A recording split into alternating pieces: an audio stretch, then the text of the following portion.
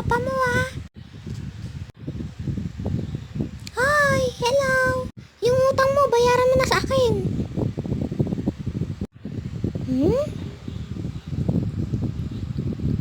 Ano tinutulala niyo dyan?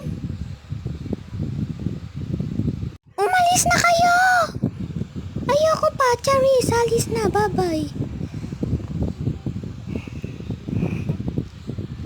Hoy, matutulog kayo Ayoko nga. Charis, matutulog na nga.